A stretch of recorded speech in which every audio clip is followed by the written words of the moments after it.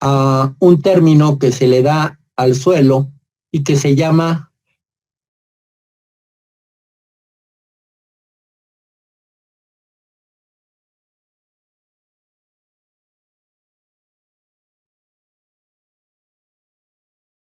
deficiencia, que el suelo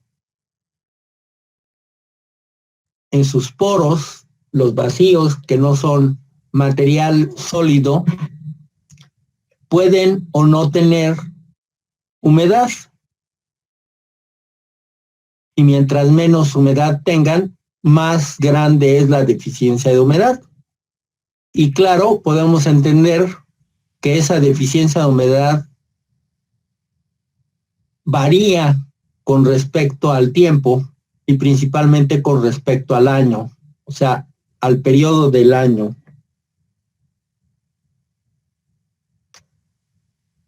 El suelo, pues, puede tener una capacidad de absorción en función principalmente de varios elementos que vamos a ver más adelante, varios factores, ¿sí? Pero a la capacidad de infiltración le vamos a llamar con una F minúscula. O sea, la F minúscula va a representar la capacidad de infiltración.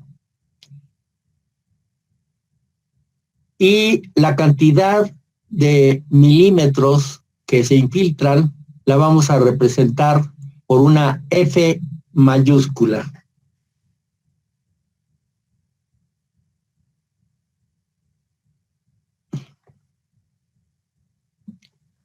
¿Cuáles son los factores que afectan a la capacidad de infiltración?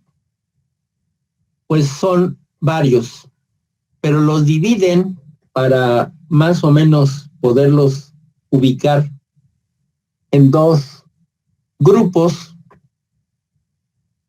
Los factores que dependen de las características del terreno o del suelo y los factores que dependen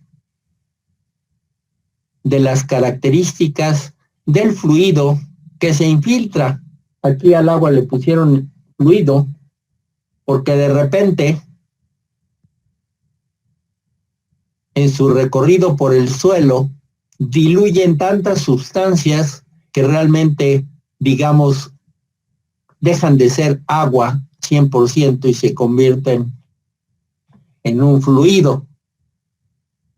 Con respecto a las características del terreno, una, puesto que es parte de la superficie, por eso la pusieron como primer dato, no porque sea la más importante, es la compactación del terreno. Mientras más compactado esté un terreno, pues tiene menos posibilidad de que se infiltre el agua. Un ejemplo muy claro puede ser la superficie de un camino vecinal de terracería con respecto a los terrenos que están a los lados del camino. ¿Ah? El camino vecinal, con el paso de los vehículos, pues está bastante compactado y por lo tanto no va a permitir tan fácilmente la infiltración, mientras que en los terrenos de los lados, pues el terreno está, digamos, más o menos natural y por lo tanto podrá infiltrarse con mayor capacidad. Es los del suelo, o sea, la estructura que tenga el suelo, de que si tiene puros limos o puras arcillas o está combinado con gravas, arenas, boleos, etcétera. Entonces, ahí cambia mucho la capacidad de infiltración. Algo que hemos visto desde el primer capítulo es la cobertura vegetal, ya lo he mencionado, si existe una vegetación abundante, necesita existir una precipitación muy grande, muy intensa, para que llegue el agua al suelo. Primero va a caer en el follaje, y si esa precipitación no es tan abundante, pues a lo mejor el agua que llega al suelo es mínima o no llega.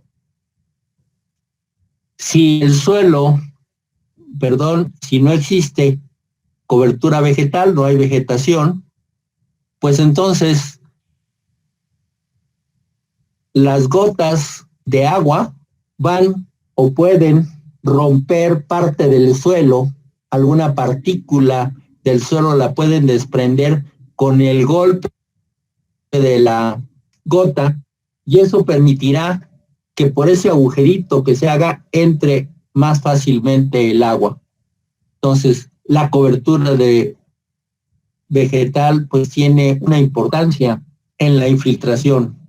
Además, los tallos y las raíces de los vegetales rompen el suelo, y entonces por esas grietas, fisuras, puede entrar con mayor facilidad el agua.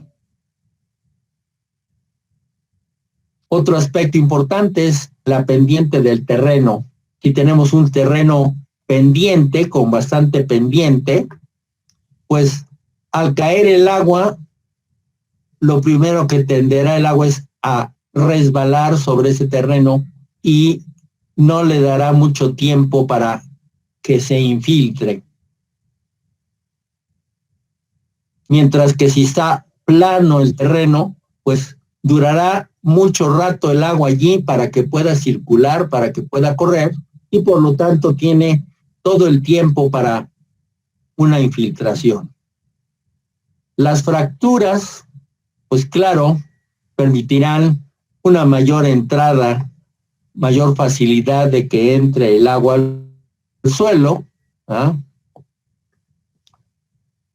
Y la textura del suelo, pues yo diría, salvo la mejor opinión de ustedes, que tiene mucho que ver con el otro concepto de agregados del suelo. O sea, una textura del suelo, pues depende de cómo está estructurada, ¿verdad? Por otro lado, el volumen de aire en el suelo, pues es importante, porque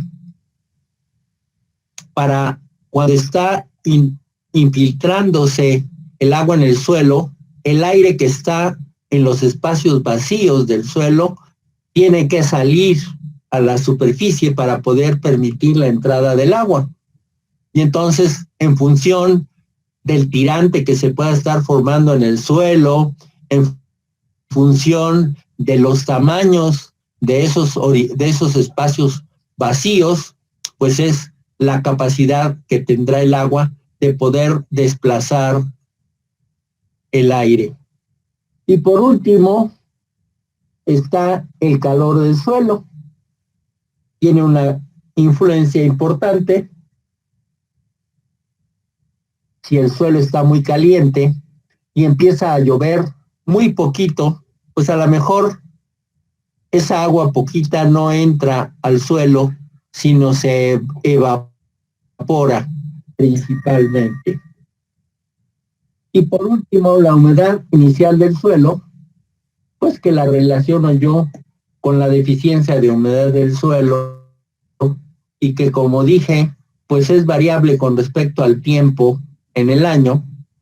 Si estamos en época de secas, que no ha llovido, el suelo pues está ávido de agua, o sea, hay muy poca humedad en el suelo, o no la hay. Y entonces, conforme va avanzando la época de lluvias, el suelo se va saturando, y entonces automáticamente se va reduciendo la capacidad de infiltración. Respecto a las características del fluido, pues Una importante es el tirante del agua, o sea, la película de agua que se va a formar sobre el suelo, porque eso le va a dar una presión para ayudarle, por un lado, a que se infiltre, a que desplace el aire, etcétera. Le va a permitir que entre. La turbidez, pues como dije, si el agua viene arrastrándose sobre el suelo, va diluyendo algunas sustancias y va arrastrando sólidos que en un momento dado le evitan poder entrar fácilmente al suelo. La temperatura del agua, igual que el calor del suelo, pues tiene su influencia para la infiltración. Y la viscosidad y el contenido de sales, para mí, está íntimamente ligado con la turbidez. O sea, la turbidez tiene que ver con la viscosidad y puede depender del contenido de sales. Entonces, que están ligados.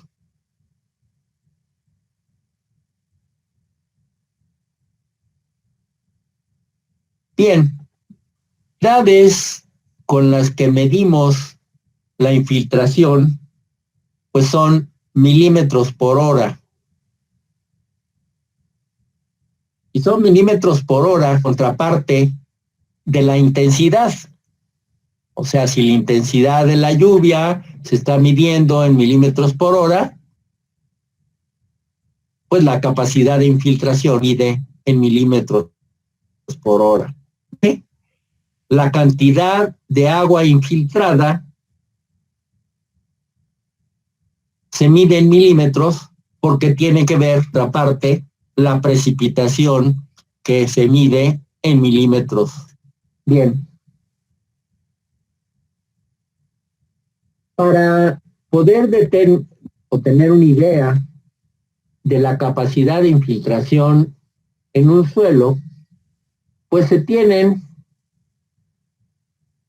dos métodos, dos procesos que nos pueden dar algún dato. Los infiltrómetros de carga constante.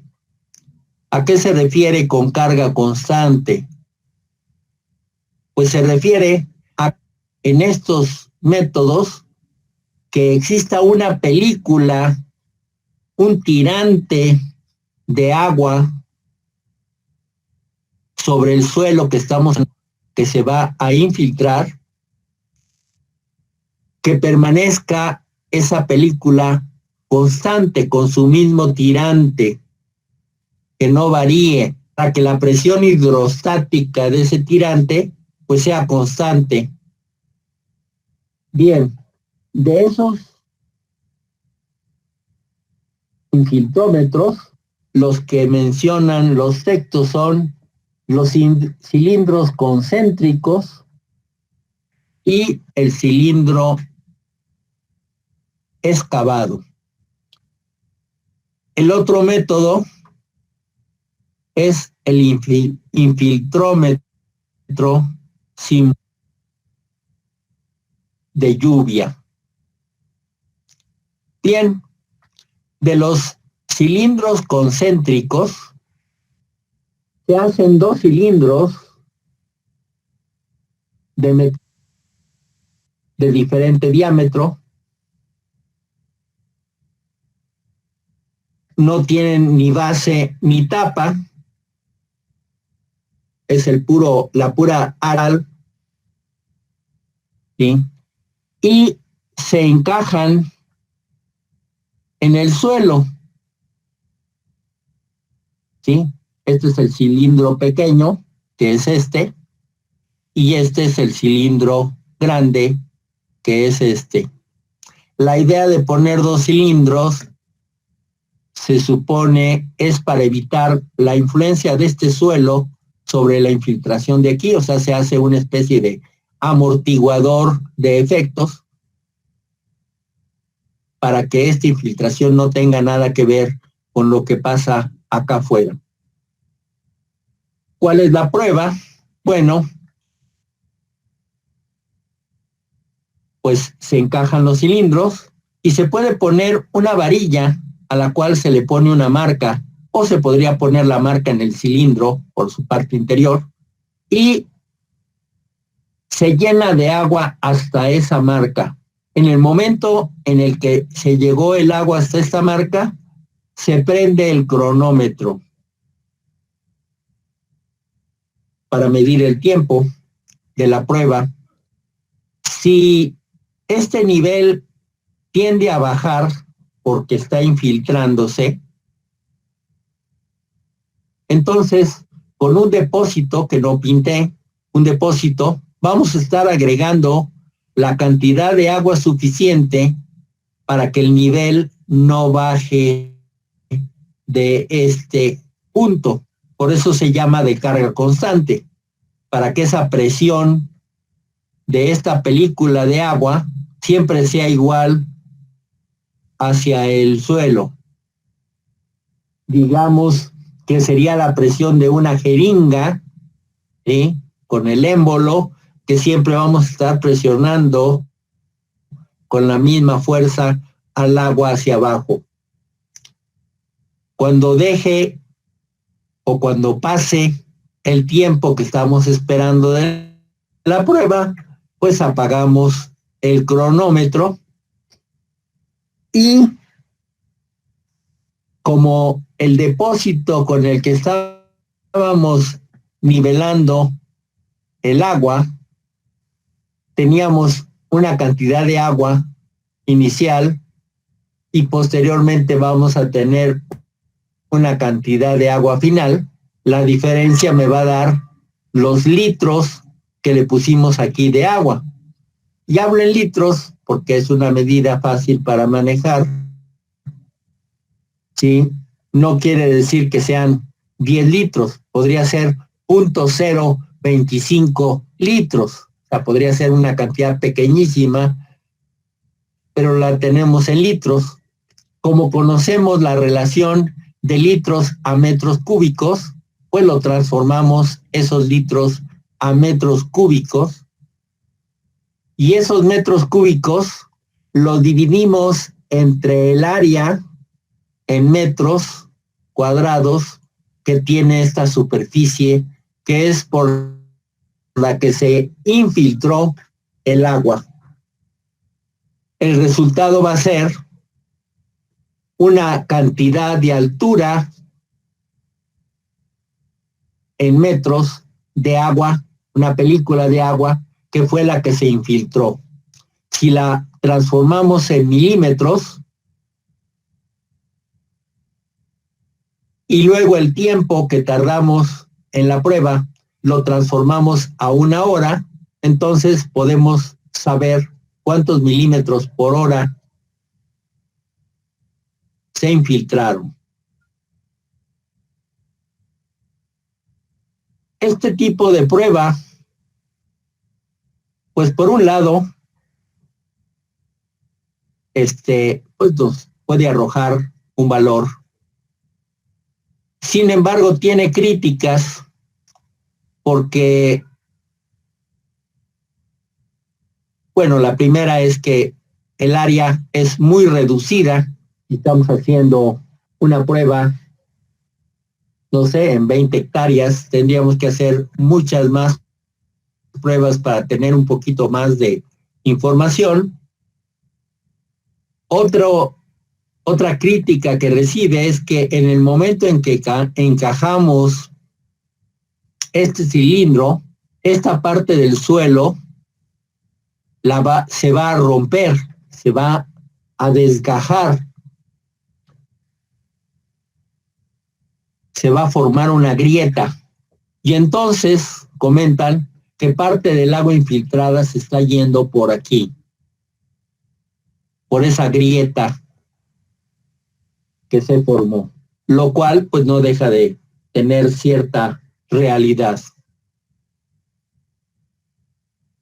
Bien, sin embargo,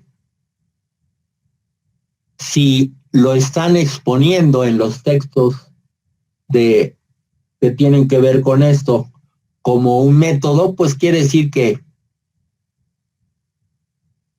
a pesar de esas críticas, se acepta como una prueba. En este párrafo estoy comentando lo que he estado diciendo, no me voy a detener a repetirlo. Y esta es la segunda prueba. Se construye o se excava con una forma circular, pues un cilindro que se va a excavar, o sea, esta superficie de terreno desaparece y entonces queda hasta acá abajo el terreno natural. Igual que en el otro caso, podemos poner una varilla o ponerle algo aquí en la orilla para dejar una marca. Llenamos esta zona con agua hasta la marca. En ese instante prendemos el cronómetro y con un depósito le estamos agregando agua de acuerdo a cómo tienda a bajar ese nivel. También por eso se llama de carga constante. Bien, cuando pase el tiempo de la prueba, se apaga el cronómetro. Igual que en el otro caso, el volumen total que se tenía menos el volumen final nos da los litros, los transformamos a metros cúbicos, pero aquí la diferencia es que el área que vamos a considerar no solo es esta base, sino tenemos que considerar el área perimetral que está vertical, puesto que es terreno normal y por aquí también se puede estar yendo agua por infiltración. Bien, pues igual que en el otro caso es la forma como podríamos sacar la infiltración. Para el último caso,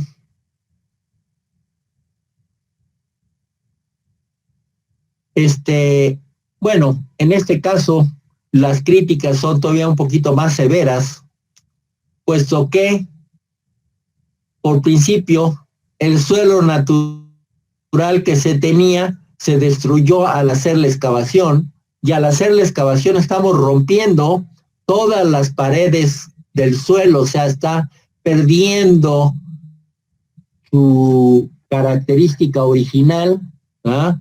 Y entonces, por lo tanto, pudiera ser que se incrementara la capacidad de infiltración por haber roto el suelo. Para el simulador de lluvia, pues bueno, en este podemos considerar que es el mejor de los tres en cuanto a los resultados que va a arrojar. Sin embargo, es el de mayor costo. Primero porque podemos escoger un área mucho más grande, tan grande como queramos invertirle en la estructura que tenemos que formar.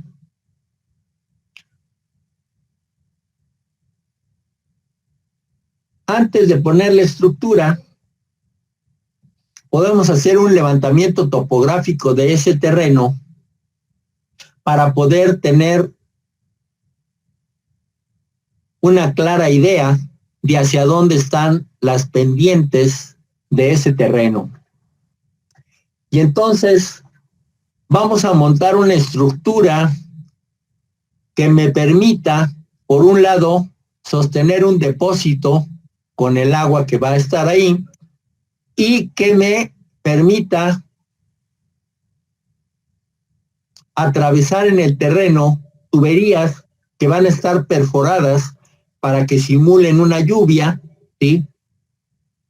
Y que caiga en el terreno esa lluvia.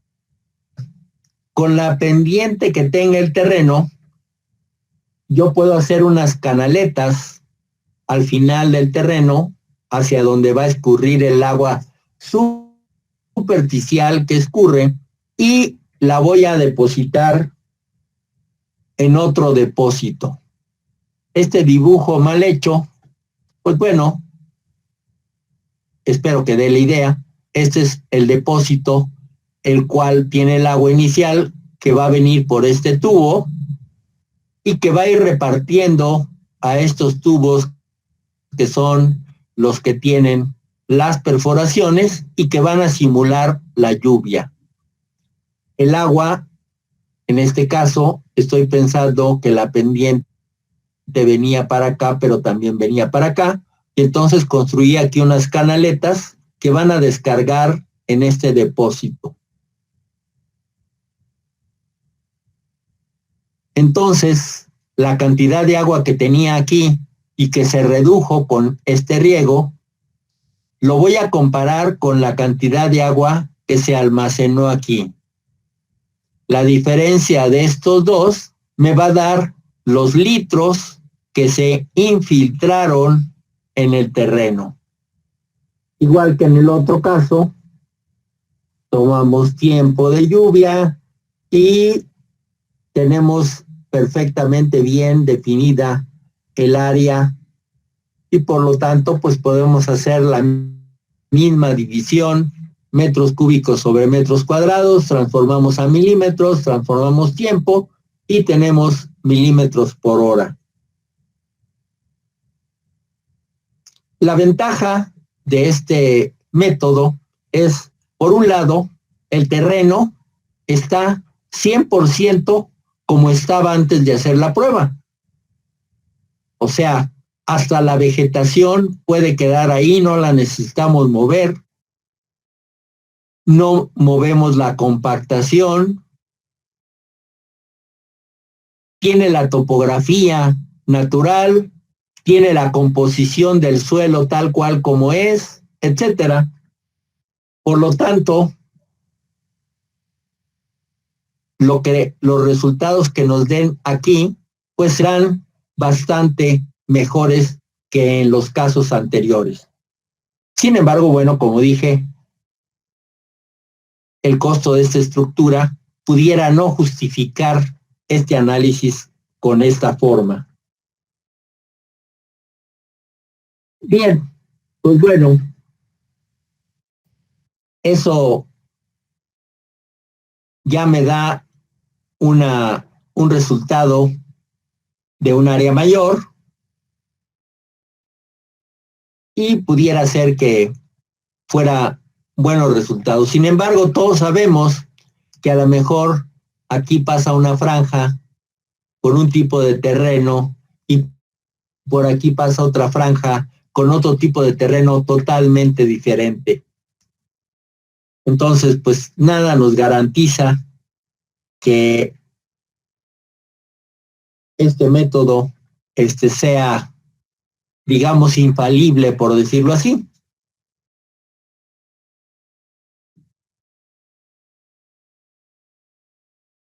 Estos tres tipos de pruebas, pues los haremos comúnmente para terrenos más o menos pequeños, más o menos de un tamaño medianamente grande.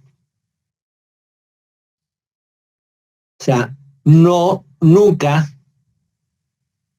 para una cuenca que nos pueda servir, por ejemplo, para captar agua para una presa, ¿sí?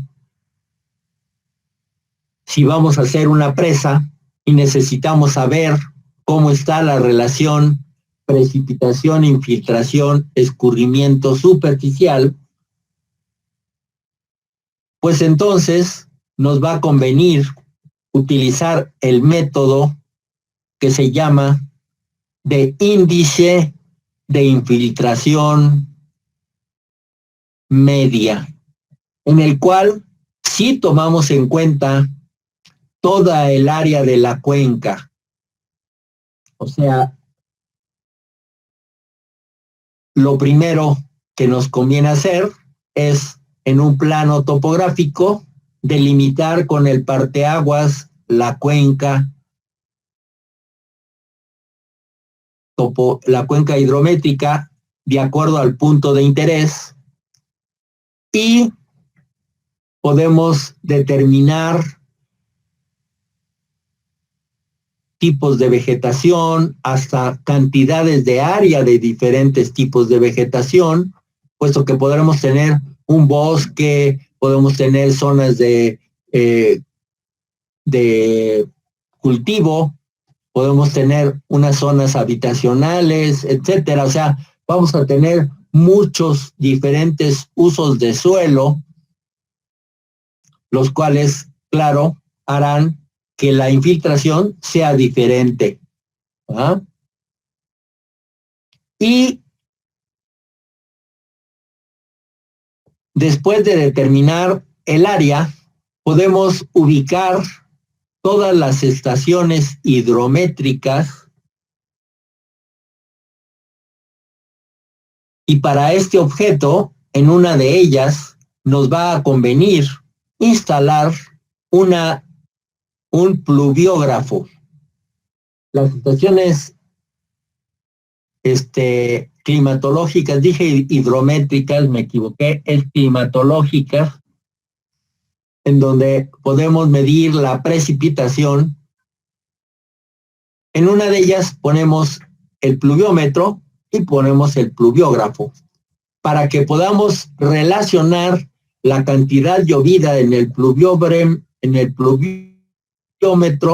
con las del pluviógrafo y con las medidas del pluviómetro de todas las estaciones.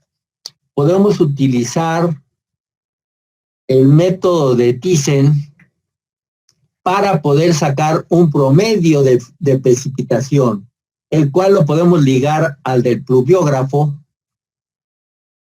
y de esa manera podemos tener una curva masa de una determinada precipitación que vamos a medir y en la cual vamos a criticar la infiltración. Con esa curva masa, nosotros podemos determinar, aquí me faltó esta línea, que va de 0, todavía no empezaba a llover, luego de repente empezó a llover y llegó a este punto y ya se siguió por la curva masa. Bien, esta precipitación pues duró 12 horas. Y si quisiéramos hacer yetogramas, acuérdense que los yetogramas son gráficas de barras de acuerdo a la diferencia que hay entre un punto y otro de la curva masa, pues esos yetogramas los podemos hacer con rangos de tiempo que dividan exactamente al tiempo total de la precipitación. Por lo tanto, para 12 horas podríamos optar por un rango de tiempo de 1 hora, puesto que podemos dividir 12 horas en 1 hora, en 1 hora, 1 hora. Pero también lo podemos dividir en rangos de 2 horas, de 3 horas, de 4 horas, de 6 horas y de 12 horas. Todos esos yetogramas podríamos hacerlos, puesto que esos rangos de horas dividen exactamente en partes iguales a las 12 horas. Bien. Hacer un yetograma ahorita de 1 hora se me hace como muy exagerado para explicar lo que yo quiero explicar. De hecho, el índice de infiltración media no requiere que se haga el yetograma, pero para explicarlo, creo que me sirve que lo hagamos. Y entonces voy a adoptar un rango de 2 horas para determinar el dietograma. Entonces, en las primeras 2 horas, la precipitación fue de 5 milímetros. En las segundas 2 horas, la precipitación fue de 3 horas, o sea, 8 menos 5. En las siguientes 2 horas, la precipitación fue de 10, o sea, 18 menos 8. En la siguiente fue de 11, 29 menos 18. En la siguiente fue de 7, 36 menos 29. Y en la última fue de 3, 39 menos 36. Y entonces tenemos ya aquí, voy a quitar nuestro dietograma: 5, 3, 10, 11, 7 y 3. ¿Sí? Ese sería nuestro dietograma de cada 2 horas. Sin embargo, voy a ampliar la escala vertical para que me permita hacer algo. Bueno, aquí estoy explicando lo de las 2 horas y etcétera. Bien, aquí está más ampliado, como ven está más grande las barras, y dibujo una línea horizontal que me representa el índice de infiltración media y que se simboliza su nomenclatura con la letra phi, cualquiera de las phis que se conozcan. ¿Sí? Esto es una phi minúscula, existe una phi mayúscula y etcétera. Hay diferentes figuritas que me indican phi. Bien, si hacemos caso de esta phi, podemos ver que en esta barra de precipitación existen ya 2 tipos de precipitación. Una de esta línea para abajo, que es la precipitación que se infiltró. Y de esta línea para arriba será la precipitación en exceso que tuvo este periodo, puesto que esta agua de acá arriba ya no se infiltró y entonces escurrió superficialmente. Entonces, cada una de estas barras representa la precipitación total menos el índice de infiltración media. Y eso me estará dando la precipitación en exceso. Por lo tanto, yo puedo escribir esto como una ecuación. Entonces puedo decir que la precipitación en exceso es igual a la altura de precipitación de la barra 1 menos phi 1, que podría quitarle el 1, puesto que phi es un solo valor, más la barra 2 menos phi 2, más la precipitación de la barra 3 menos phi 3, etcétera, hasta 6, puesto que tenemos 6 barras de 2 horas cada una. Y esta ecuación yo la puedo transformar a esta ecuación. Yo puedo decir que la precipitación en exceso es igual a la precipitación total. La precipitación total será la suma de esta barra, más esta barra, más esta barra, más esta barra. ¿De acuerdo? Y le voy a restar 1, 2, 3, 4, 5, 6 phi. ¿Sí? O sea, de acuerdo al tiempo total, en función del rango de horas con el que yo definí dividir ese tiempo total, pues me va a dar el número de phi. Hice 6 barras, son 6 phi. Si lo hubiera hecho de 3 horas, serían 4 phi. O si lo hubiera hecho de 6, serían 2 phi. ¿Ok? Bien, entonces esta ecuación está íntimamente ligada con el valor del área, con el valor de la precipitación y con el valor del volumen escurrido.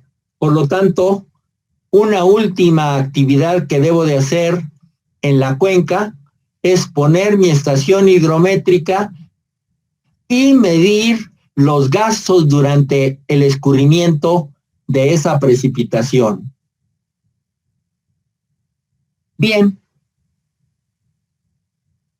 pues vamos a hacer un ejercicio para que entendamos cómo están relacionadas todos esos parámetros: precipitación, área, escurrimiento superficial y infiltración. Hasta ahorita, ¿hay algún comentario que quieran hacer?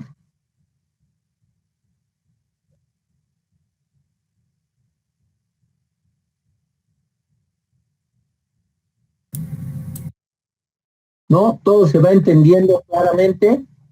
Sí, profe, todo bien, muchas gracias.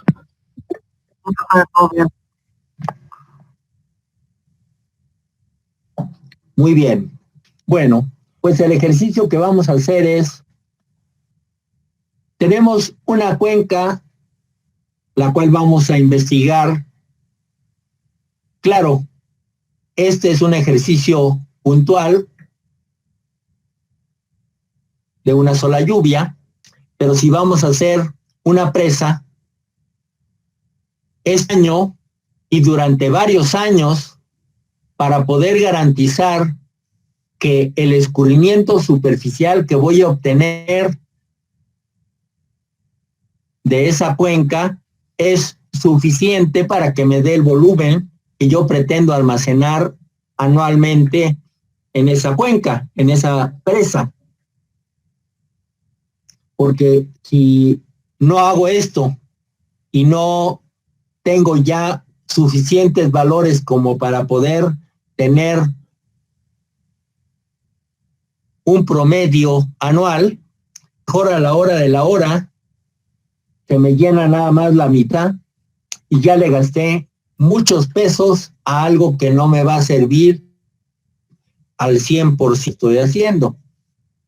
Bien, entonces el ejercicio dice que tiene una área de cuenca de 210 kilómetros cuadrados y que los aforos reportaron un volumen total escurrido superficialmente de 2.105.000 metros cúbicos. La precipitación es la misma de la curva masa que teníamos anteriormente, que era de 39 milímetros. Y igual que en el caso anterior, aquí dice que hay que calcular el índice de infiltración medio de 2 horas. O sea que estos nos sirven perfectamente bien para tener la idea. Bien. Entonces, no, pues es aquí. Aquí están los 39 milímetros de precipitación y son 12 horas de duración. Bien. La precipitación en exceso, tenemos que recordar que es el escurrimiento superficial. Por lo tanto, la precipitación en exceso va a ser igual al volumen escurrido dividido entre el área de la cuenca, y eso me va a dar la película de agua. Si yo pudiera hacer que todo lo que llovió y que va a escurrir permaneciera estático en toda la superficie del área, entonces me estaría dando una película de agua, un tirante de agua en toda la cuenca de 0.010 metros, o sea, 10 milímetros. Y esa es la precipitación en exceso. ¿Sí queda claro? Bien, entonces, haciendo caso de esta ecuación, ya tengo mi precipitación en exceso que vale 10. Ya conozco la precipitación total, que fue 39. Y como me estás diciendo que voy a dividir en periodos de 2 horas, las 12 horas, pues quiere decir que voy a tener 6 veces pi. Aquí ya la única incógnita es phi, pues la podemos despejar. Por lo tanto, al despejarla tendremos 39 menos 10 sobre 6. Entonces, el índice de infiltración media es de 4.833 milímetros por 2 horas. Yo quiero saber cuál es la capacidad de infiltración. ¿Qué hago? Pues lo divido entre 2, porque yo sé que la capacidad de infiltración son milímetros por hora, y entonces voy a obtener una capacidad de infiltración de 2.417 milímetros. Pero además, yo puedo saber cuánta agua de la que llovió se infiltró. Y eso será multiplicando esta capacidad de infiltración por las 12 horas que estuvo lloviendo. Y eso me da 29.004 milímetros. Claro, este dato tiene un error, que conforme va lloviendo se va saturando el suelo, ¿verdad? Y por lo tanto se va disminuyendo esa capacidad, lo cual quiere decir que esta es una capacidad promedio, que seguramente al principio era más intensa, más grande, y al final más pequeña. ¿Ok? Bien, nos vamos al receso y ahorita regresamos para seguir platicando. ¿Ok? Sí, profe. Está bien.